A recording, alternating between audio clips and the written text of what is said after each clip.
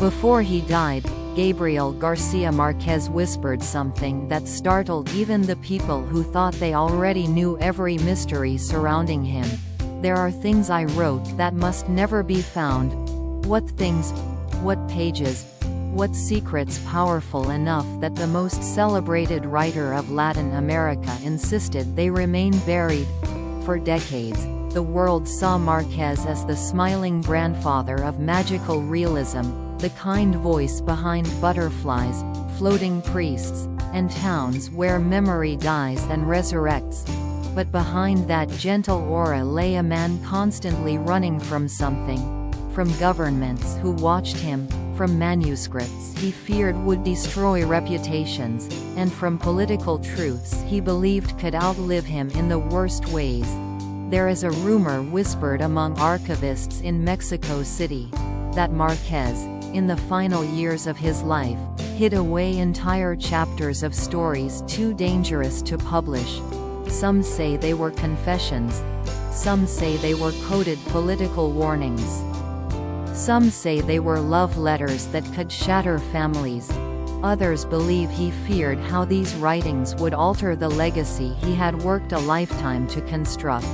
And then there is the darker layer, the years of surveillance, the secret ban by the United States government, the friendships with presidents and revolutionaries that placed him at the center of Latin America's most turbulent political storms.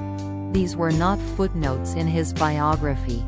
They were the silent earthquakes that shaped what he wrote, what he erased, and what he chose to disappear. Tonight, we open a door he always kept closed. We return to the lost pages, the political shadows, and the quiet exile that changed everything. And once we step inside, the image of Gabriel García Márquez, gentle storyteller, Nobel laureate, beloved icon, will never again be the same. To understand the secrets surrounding Gabriel García Márquez, you must first understand the world that shaped him. Not just Colombia, not just Latin America, but the emotional terrain of a child who grew up watching reality twist itself into myth long before he ever put pen to paper. He was born in 1927 in Aracataca, a small, hot town whose dusty streets held everything he would spend a lifetime rewriting. His grandparents filled his childhood with ghost stories, political warnings, silences, and superstitions. His grandmother swore the dead still visited. His grandfather told him that power was always a game of shadows. Márquez believed both of them. From the beginning he was a boy trained to see two worlds at once, the world that exists, and the world that pretends to exist. This dual vision would become the foundation of everything he wrote. Yet what people often forget is that Márquez did not set out to be a mythical novelist. He set out to be a journalist, a young man armed with a typewriter who believed that truth, if reported honestly, could change a country. But Colombia in the mid-20th century was not a land that rewarded honesty. The nation was entering one of its most violent periods, a time now remembered simply as La Violencia. Murders, censorship, and political propaganda were so common that no one trusted what they read. Márquez grew up learning that truth could be silenced, erased, or rewritten.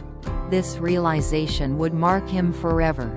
It would push him away from the rigid facts of journalism and toward a form of storytelling where truth and imagination could blend without ever lying. By the time he arrived in Bogotá and later in Barranquilla, he had already developed the voice that would one day echo around the world. His early short stories were strange, dreamlike, filled with floating images and tragic humor.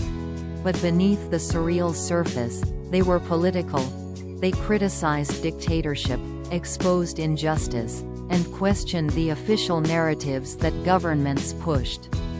Even before he was famous, Márquez was being watched. His name appeared in reports. His articles annoyed the wrong people. His friendships with leftist intellectuals raised suspicions. There was a restlessness in him, a fire that made some admire him and others fear him. Then came the novel that would change everything, 100 Years of Solitude. Published in 1967, it did more than make him a literary superstar. It turned him into a symbol of Latin America. Its absurdity, its nostalgia, its pain, its humor, its magical resilience. Readers devoured it as a work of imagination, but governments recognized it as a political critique disguised as myth. The town of Macondo was not fiction. It was an allegory. The Bundia family's cycles of power and destruction mirrored the region's political nightmares. Marquez had used magic to expose reality, and everyone understood it. But fame came with a price. The more celebrated he became, the more closely he was monitored. In the United States, the CIA and FBI opened files on him. His association with Fidel Castro triggered years of scrutiny. His visa was repeatedly denied. He was accused of being a communist agent, a propagandist, a threat. For a man who believed that stories could save the world, it was ironic to discover that his own stories had placed him under a kind of silent exile. Yet exile has many forms. Sometimes it is the exile of leaving your homeland. Sometimes it is the exile of feeling unwelcome in countries that claim to admire your work. And sometimes it is the exile of discovering that your own words have consequences so heavy that you begin censoring yourself. Marquez lived all three. His political connections grew deeper as he aged. Presidents, revolutionaries, dictators, journalists, and rebels all sought his attention. Some saw him as a mediator. Others saw him as a threat. When he traveled, governments took notice. When he wrote, people read between the lines. When he spoke, headlines followed. But beneath that public image was a man who kept secrets. A man who wrote manuscripts he locked away, letters he never sent, and confessions he never allowed to be printed. There are stories of manuscripts left unfinished in drawers, pages marked with notes that only he could interpret. Some say he wrote an entire novel about political betrayal but destroyed the ending because he feared it would name real people. Others believe he wrote a thinly veiled account of his own family's hidden scandals. Archivists who handled his private papers after his death whispered about scenes too personal, too dangerous, too revealing to ever be shown to the public. And then there are the rumors about the final years of his life, when memories slipped away. His sons have mentioned that he continued writing even when he could no longer recognize his own work. They found fragments, pieces, sentences that hinted at stories he never wanted anyone else to complete. It raises the question, did he hide those pages to protect others, or to protect himself? As we open the next chapter of this story, we will follow Marquez through the years when his fame was at its peak but his world was growing more dangerous. We will explore his friendships with controversial leaders, the political missions he never fully admitted, the hidden documents that disappeared, and the exile that shaped the rest of his life. Because to understand the lost manuscripts, you must first understand the man who wrote them. And Gabriel García Márquez was never just a writer. He was a witness to secrets that entire countries tried to forget. And some of those secrets still lie buried in pages that may never see the light of day. Gabriel García Márquez's rise did not happen in a straight line. It began quietly, almost shyly, in cramped newspaper offices, cheap rented rooms, and late-night cafes where young writers debated politics as if they could rewrite the future with their bare hands. He was not yet the Marquez the world reveres. He was simply Gabo, a wandering journalist with a stubborn intuition that stories could open wounds in a way facts could not. But even during those early years, strange events seemed to orbit him. In Cartagena, he wrote an article exposing government corruption. Days later, a man he had interviewed vanished. In Barranquilla, a source warned him not to walk the same street twice. Friends recall seeing anonymous letters addressed to him, slipped under doors, warning him to write carefully. He laughed these off at the time, but they were early signs of how entangled his life would become with the shadows of power. Then came 1965. It was the moment that would change not only his career but the entire landscape of world literature. Márquez experienced what he later described as an explosion. One morning, while driving to Acapulco with his family, he pulled over abruptly, turned the car around, and returned home. He locked himself in a room, sold his car to afford the time to write, and for 18 months wrote as if possessed. The result was 100 Years of Solitude, a work that read like the fever dream of an entire continent. The success was instantaneous. Critics called him a genius. Newspapers claimed he had reinvented the Latin American identity. Yet behind the applause, something else stirred. The political lens through which the United States viewed Latin America was tightening, and Márquez's new fame made him impossible to ignore. Here was a man whose words influenced millions, whose friendships extended from film directors to revolutionaries, and whose novels disguised political messages inside magical storms and insomnia plagues. The U.S. government opened a surveillance file. His travels were tracked. His public statements were catalogued. His visa applications were rejected repeatedly, often without explanation. And then, something unexpected happened. In the mid-1970s, Márquez accepted an invitation to a private conversation with Fidel Castro. Many thought this would be the end of his reputation in the West. Instead, it marked the beginning of a long, complex friendship that would define the next phase of his life. Castro admired him not for politics but for literature. Márquez admired Castro's intellect even while remaining critical of many political actions.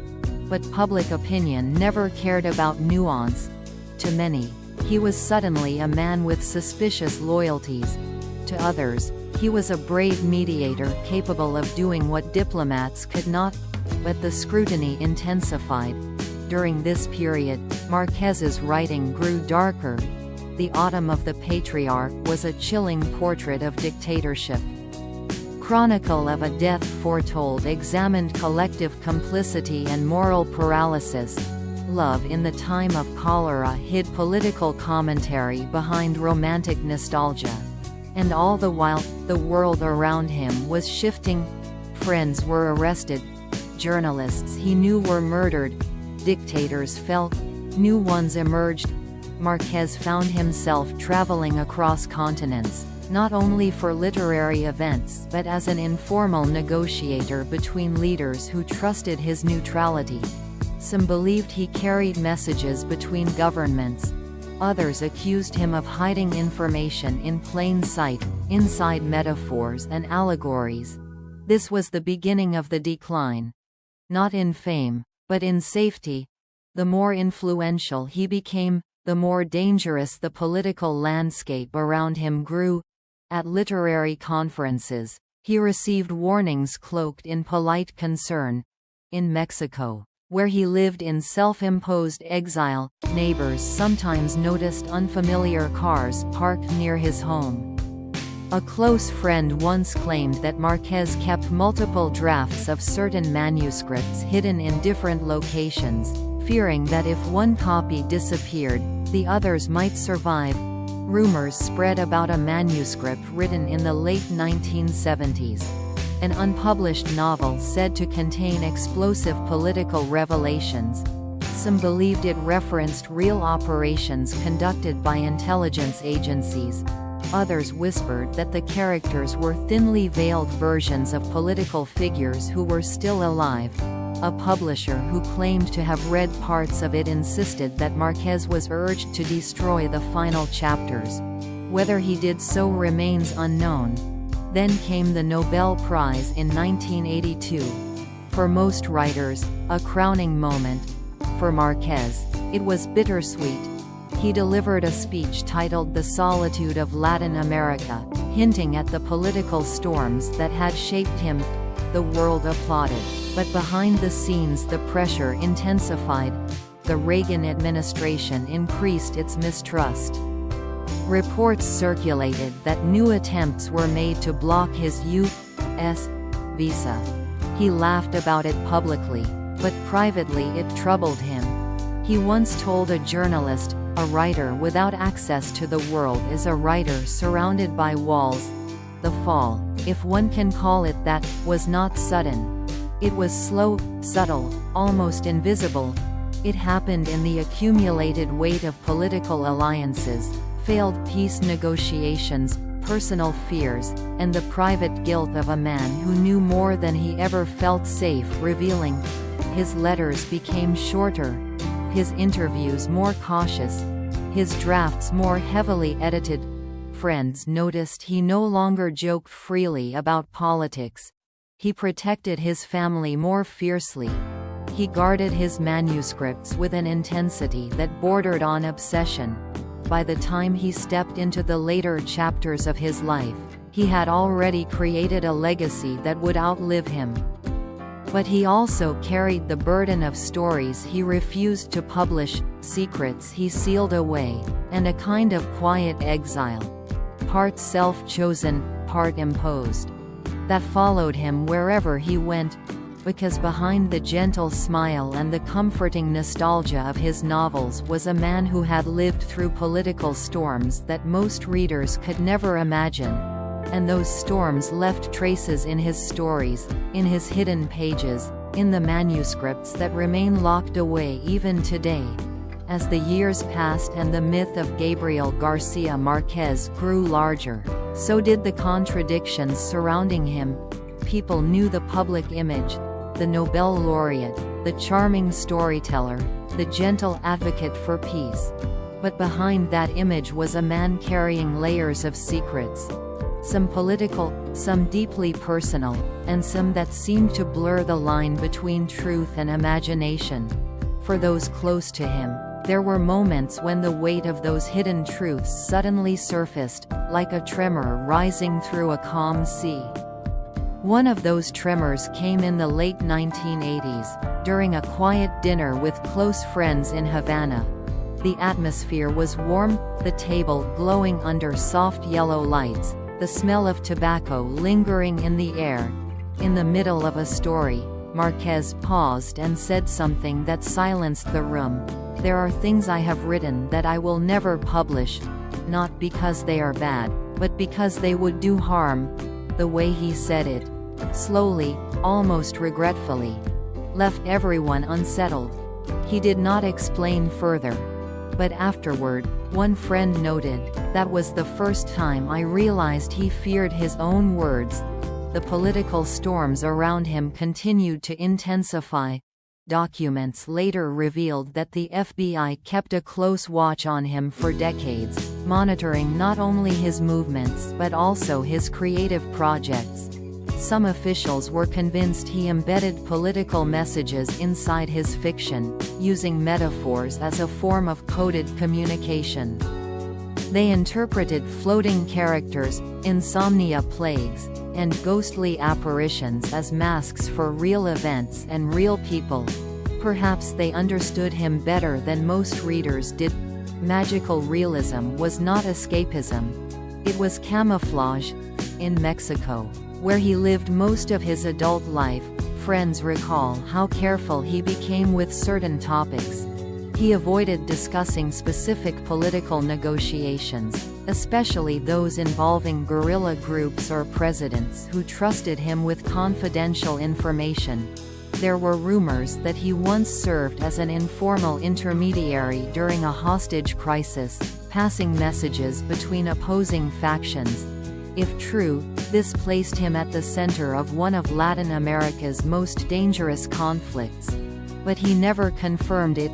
Instead, he carried on with a quiet dignity, knowing that some truths, even if they could save lives, also had the power to destroy them. One of the deepest shadows surrounding him involved a lost manuscript. Archivists who worked with his papers after his death whispered about a mysterious, incomplete novel he abandoned in the 1990s.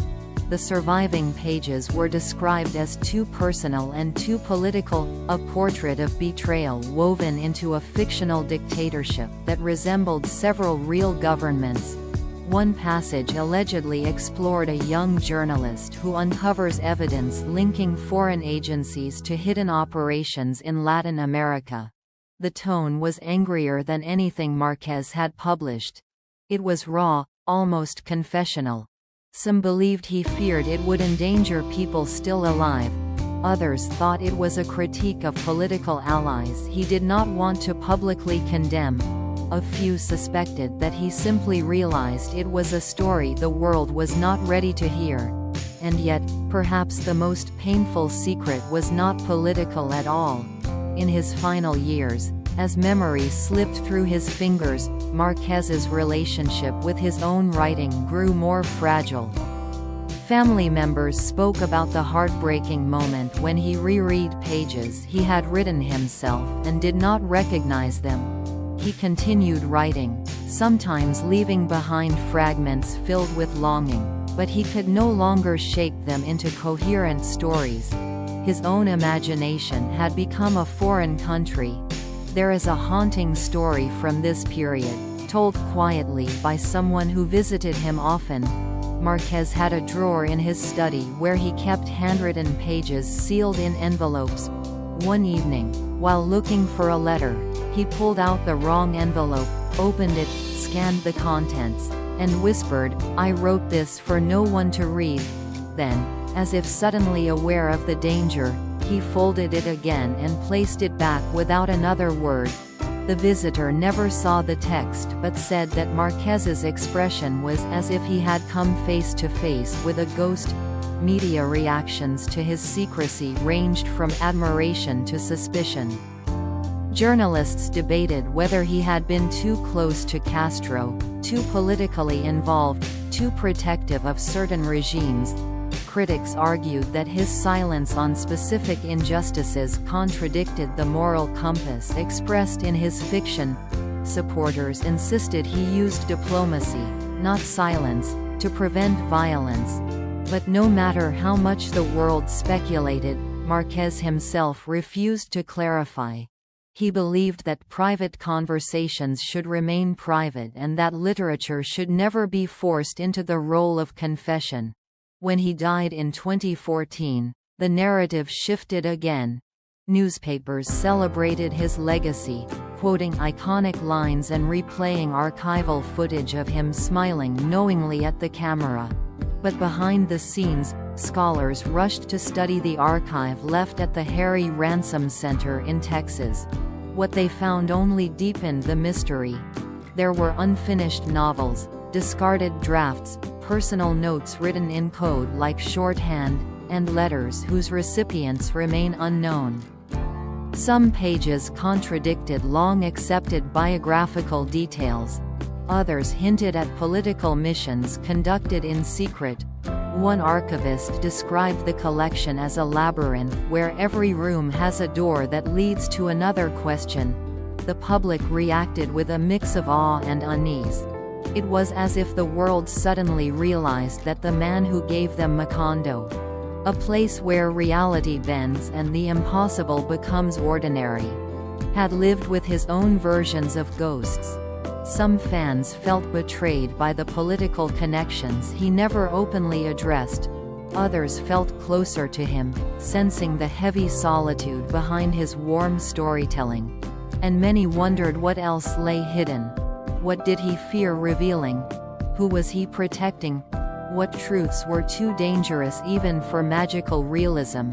In the end, the emotional peak of his story lies not in the controversies, but in the silence he chose. Márquez lived a life surrounded by governments, conflicts, revolutions, friendships with leaders, and secret missions that blurred the line between literary genius and political witness. But he protected his unwritten stories with the same care he protected his family. He understood that words can heal, but they can also wound. And the secrets he carried, the manuscripts, the messages, the warnings, were wounds he preferred the world never to reopen. Looking back at the life of Gabriel García Márquez, our channel sees a figure who cannot be confined to a single definition. He was not simply the father of magical realism, not merely a Nobel laureate, not just a political observer or a storyteller of nostalgia and ghosts. He was a man who lived at the intersection of art and danger, a man who used fiction as both a shield and a mirror, a man whose silence often spoke louder than his most celebrated sentences. Some viewers will argue that Márquez should never have involved himself in politics, that literature and power should not mix, that writers lose their purity when they step into the shadows of governments and revolutions. Others will insist that his political engagement was inevitable. Latin America in his lifetime was not a place where anyone could stand untouched by violence, propaganda, or dictatorship. For a writer of his sensitivity, to remain silent would have been a betrayal of the world he came from.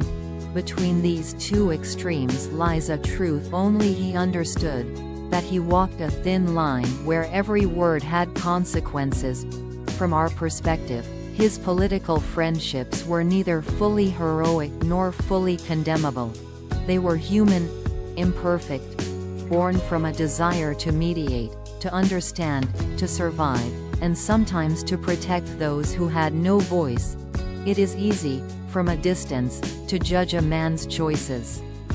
It is much harder to consider the circumstances he lived through, the risks he carried, and the bridges he tried to build. His dialogues with presidents, revolutionaries, and diplomats were not attempts to gain power but attempts to prevent disasters that history eventually revealed. As for the lost manuscripts, our channel's view is simple. Every great storyteller has two bodies of work, the one the world reads, and the one they keep locked away. The pages Márquez chose not to publish, whether out of fear, caution, guilt, or love, belong to a creative universe even more complex than the novels we celebrate. Some people believe writers owe the public everything they produce. We disagree. A writer owns their silence as much as their voice. And if Márquez felt certain stories could harm others or distort his legacy beyond repair, then perhaps he was protecting the world from truths it could not yet carry. There is also a haunting beauty in the idea that somewhere, in a locked drawer or a forgotten archive, lies a story he never allowed us to see. The man who created Macondo was comfortable leaving mysteries unresolved. So perhaps he understood better than anyone that literature's power is not only in what it reveals but also in what it withholds. Our audience may wonder whether his political silence on certain events diminishes the moral clarity of his work. To that, we offer this reflection: literature is not a courtroom. Writers are not judges. They are witnesses. And Márquez bore witness to a region soaked in sorrow, resilience, and survival. He portrayed its traumas with tenderness and its absurdities with humor. Even when he avoided naming specific wrongs, he captured the emotional truth of injustice. The fear, the confusion, the longing for dignity. In ways newspapers never could. We also acknowledge that some feel troubled by his closeness to controversial figures. That discomfort is valid. Great artists often stand in complicated places. Our channel does not claim he was flawless. But we do believe his intentions leaned toward humanity, not power. His willingness to speak privately with leaders was not an endorsement but an attempt to soften history's harshest blows. Whether he succeeded or failed is something only time can judge. To our viewers, we ask, what do you see when you look at Gabriel García Márquez? Do you see a political figure wearing a writer's mask, or a writer navigating a political world he could never escape? Do you see courage, or caution? Do you feel admiration, frustration, or curiosity? We invite you to share your impressions. Tell us whether the lost manuscripts intrigue you. Tell us whether the political secrets change how you read 100 Years of Solitude. Tell us what you think he feared, what you think he protected, and what you believe remains hidden behind those sealed envelopes. Because in the end, the story of Gabriel García Márquez is not just the story of a man. It is the story of a region, a century, a generation scarred by solitude. And each reader must decide for themselves what part of that solitude still speaks to them. In the end, Gabriel García Márquez left the world the same way he once described his characters leaving Macondo, quietly, mysteriously, as though stepping into a cloud of memory and myth. Even now, it is difficult to separate the man from the stories he created. His life feels like a chapter torn from one of his own novels, filled with invisible pressures, vanishing pages, whispered warnings, and a longing that never completely faded. What lingers most is not the controversy, nor the politics, nor the questions locked away in his archives. What lingers is the solitude that followed him everywhere. The solitude of the child hearing ghosts, the solitude of the journalist watching history repeat its cruelties, the solitude of the novelist who carried entire nations inside his imagination. He wrote to escape it, but he also wrote to preserve it. And when he chose silence, perhaps it was the only language left that could hold the weight of what he knew. There is something hauntingly beautiful about the idea that his life ended with secrets still intact. Somewhere, pages remain sealed. Somewhere, an unfinished story hides the version of him he never allowed the world to see. Maybe those pages contain anger. Maybe they contain forgiveness. Maybe they contain names he feared to speak aloud. Or maybe they contain nothing more than the quiet confession of a man who understood that truth is sometimes more dangerous than fiction. When you think of Márquez now, think not only of butterflies and nostalgia. Think of the shadows that shaped him. Think of the countries he watched rise and fall. Think of the friends he lost, the leaders he challenged, the revolutions he witnessed, and the people he carried in his imagination long after the world forgot their names. Most of all, think of the silence he chose. That silence is part of his legacy too. Some stories were never meant to be known. But now, you know. And as you close this chapter and step away from his world, let one final echo stay with you. Gabriel García Márquez did not write to explain reality. He wrote to reveal the emotions hidden beneath it. The loneliness, the hope, the longing to belong to something larger than oneself. That is why his work endures. That is why Macondo still breathes every time someone opens his books. His life, like his stories, refuses to end neatly. It lingers. It haunts. It whispers. And maybe that is the greatest legacy he left behind. Not answers, but the quiet realization that some truths live forever in the spaces between words.